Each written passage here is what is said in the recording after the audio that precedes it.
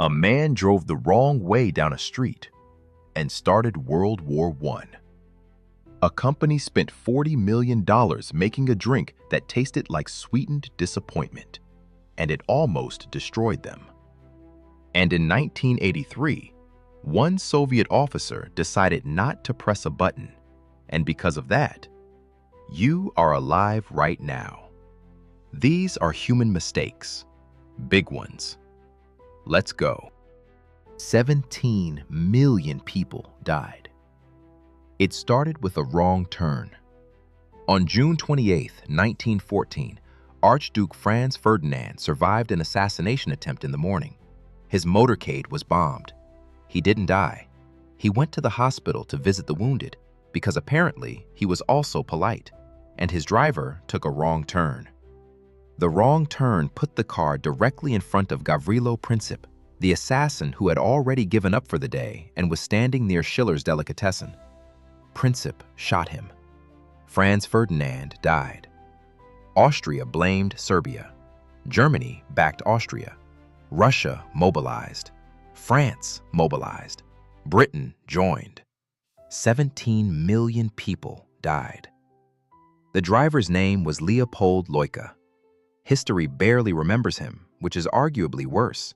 History came within a few feet of becoming a completely different story. Unfortunately, those few feet were in the wrong direction. History disagreed.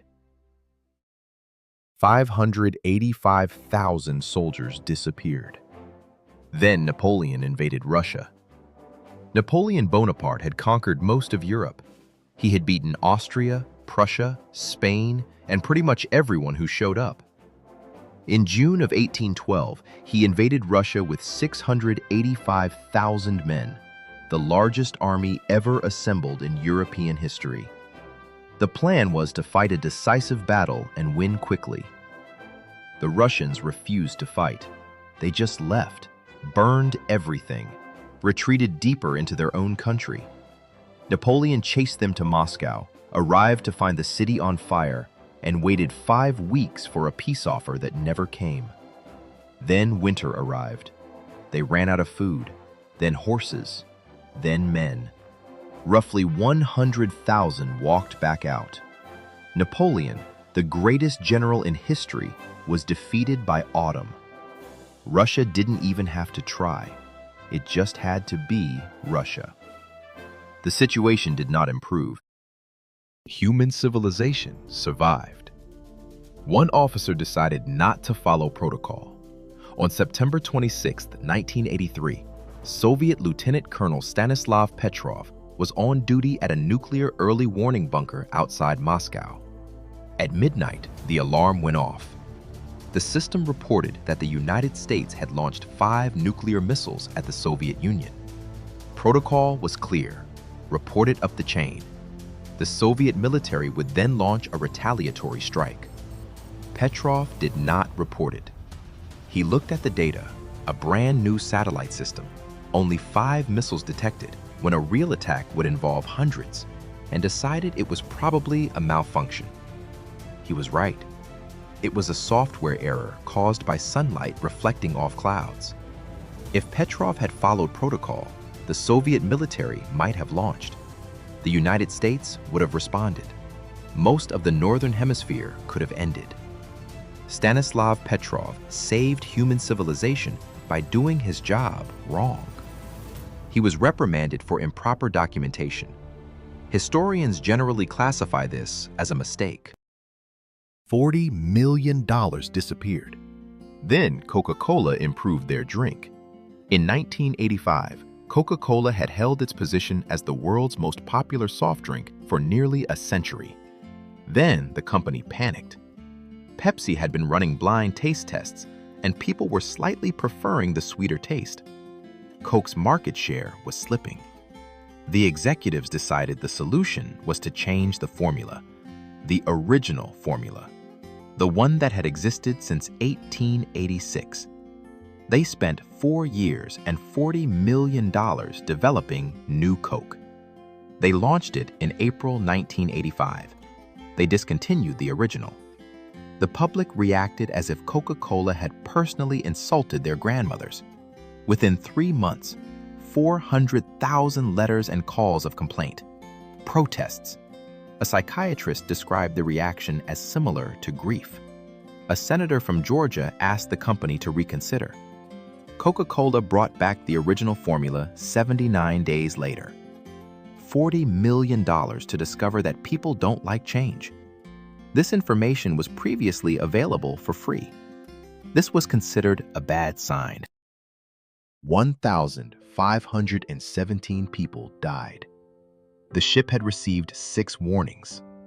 On the night of April 14, 1912, the RMS Titanic received at least 6 separate wireless warnings from other ships about ice in its path. The ship maintained its top speed of 22 knots. At 11:40 p.m., a lookout spotted an iceberg directly ahead. The ship attempted to turn. It was not enough. The Titanic struck the iceberg along its starboard side, flooding 6 compartments. The ship sank in 2 hours and 40 minutes. There were also not enough lifeboats. The Titanic carried only enough for roughly half the passengers, partly because too many lifeboats were considered unsightly on the deck. The ship received 6 ice warnings, traveled at full speed, hit an iceberg, and didn't have enough lifeboats because they were ugly. This was a ship described as practically unsinkable by people who were about to learn what practically means. This would become relevant later. Troy burned to the ground. They had brought the horse inside themselves. The Greeks and Trojans had been at war for 10 years. The city of Troy had walls that no army had managed to breach. So Odysseus came up with a plan. Pretend to leave. Sail away. Leave behind a giant wooden horse as an offering to the gods. Hide soldiers inside. This was, objectively, a ridiculous plan. The Trojans found the horse on the beach. Several people, including the priest Laocoon, argued loudly that this was an obvious trap. Laocoon allegedly threw a spear at it. He was ignored. The Trojans dragged the horse inside their walls, celebrated their apparent victory, went to sleep. That night, the Greek soldiers climbed out, opened the gates, and burned Troy to the ground. The lesson they teach in school is, beware of Greeks bearing gifts. The lesson they should teach is, listen to the guy throwing a spear at it. History disagreed. An entire hemisphere received the wrong name. Then Columbus made a calculation. Christopher Columbus believed the Earth was small, not flat. Columbus knew the Earth was round. The mistake was about size. He calculated the circumference was roughly 25% smaller than it actually is. This meant sailing west from Spain to Asia was a voyage of about 2,400 miles. The actual distance is approximately 12,200 miles. Columbus was wrong by 10,000 miles. He landed in the Bahamas. He believed he had reached Asia. He called the people he met Indians, a name that stuck to the indigenous population of an entire hemisphere because one Italian sailor couldn't do math. Columbus made 4 voyages to the Americas. He died still believing he had reached Asia. He never knew what he had actually found. History gave him a holiday anyway. Accuracy was not the deciding factor. Historians generally classify this as a mistake. Here is the thing about all of these. None of these people thought they were making a mistake. Franz Ferdinand's driver thought he knew where he was going. Napoleon thought he'd be home before winter. The Titanic's officers thought they had plenty of time. The Coca-Cola executives thought they had done the research.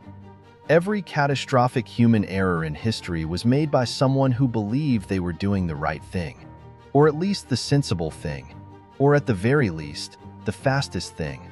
The uncomfortable conclusion is this: most of us are, at any given moment, one wrong turn away from starting a world war, or one ignored priest away from having our city burned, or one Soviet software glitch away from not existing. The difference between a footnote and a catastrophe is usually just luck, and whether or not someone listens to the person throwing a spear at the wooden horse. Subscribe if that depressed you in an interesting way.